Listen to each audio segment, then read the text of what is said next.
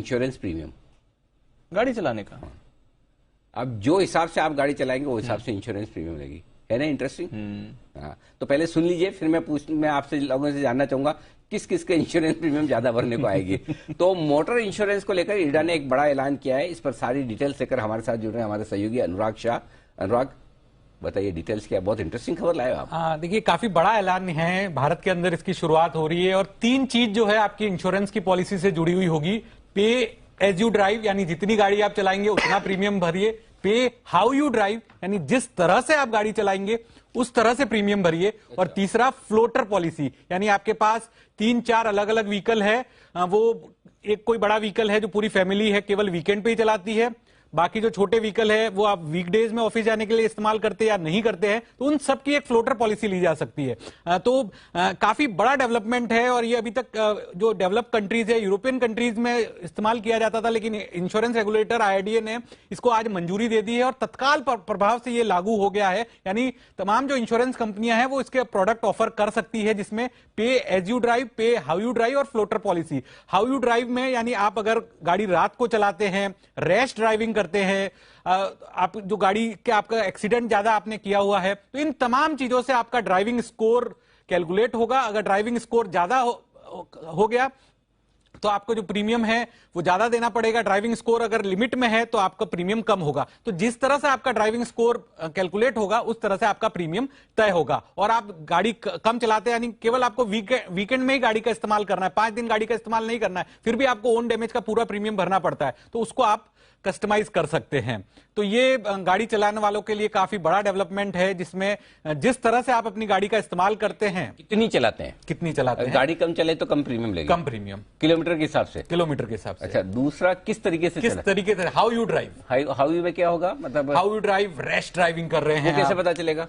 वो उसमें आपका जो मोबाइल ऐप है वही वो GPS से बता देगा कि आप हमेशा जो आपकी गाड़ी है वो 80-90 से ज्यादा चलाते हैं या बार बार इधर उधर जिगजैग ज्यादा चलाते हैं, टर्न जो आप लेते हैं उस तरह से।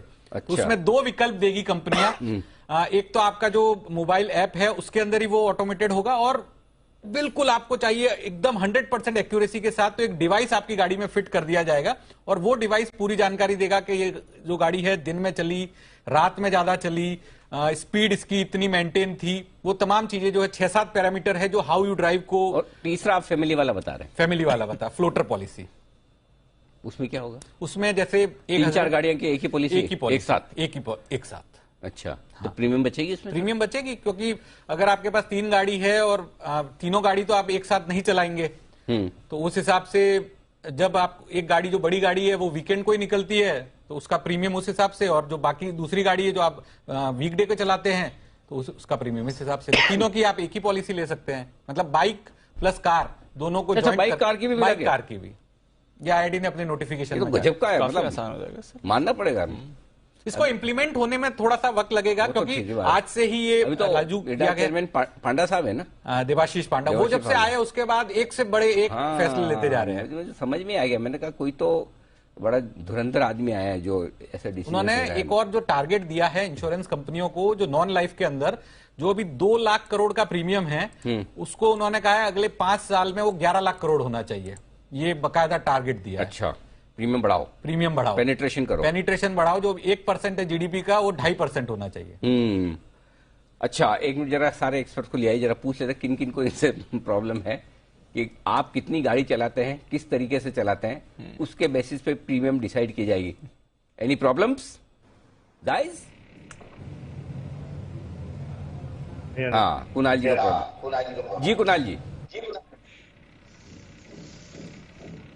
अनिल जी इससे काफी प्रॉब्लम होने वाली है अनिल जी।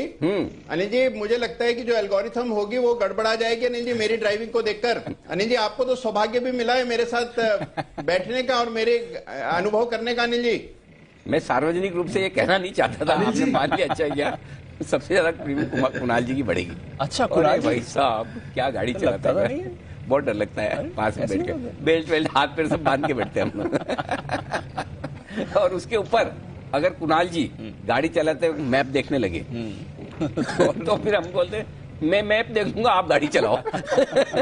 समझ तो गए होंगे आप। बंसल जी आपका भी यही अनुभव है ना? बिल्कुल सही, बिल्कुल सही।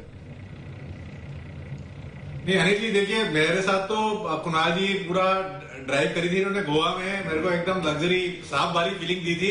तो अच्छे से अनिल जी ड्राइविंग करी थी गोवा में तो इन्होंने, तो वहां तो कोई अनिल जी इशू नहीं हुआ था मेरे को कुणाल जी के साथ। ये तो दिल्ली वाला मामला है। चलो ठीक है, एनीवे तो बॉम्बे में आप रह रहे हैं तो प्रॉब्लम नहीं है इसमें, 30-40 से ज्यादा तो आपकी गाड़ी वैसे भी नहीं जाएगी, हाँ ये बात तो चलाने के स्टाइल में तो प्रॉब्लम ही नहीं नहीं, लेकिन वो उनका प्रॉब्लम खाली फास्ट ड्राइविंग वाला नहीं है ना, उनका स्लो वाला भी है। वैसा है, वो फास्ट रैश ड्राइविंग वाला काम नहीं है, वो चलाते वैसे। जी आशीष सर। अनिल जी बिल्कुल एग्जैक्टली मैं यही पॉइंट बोल रहा था कि स्लो चला के भी अनिल जी, अब मतलब बॉम्बे दिल्ली में इतनी भीड़ होती है तो मेरी गाड़ी तो लेफ्ट राइट थोड़ा बहुत टच करते हुए निकलती है लोगों को, तो वो अनिल जी एल्गोरिथम में कैसे आएगा? मतलब वो तो रैश भी नहीं है, ड्रिंक एंड ड्राइव भी नहीं है। सचिन जी आपको तो दिक्कत नहीं होगी ना, आप तो साइकिल वाले हैं।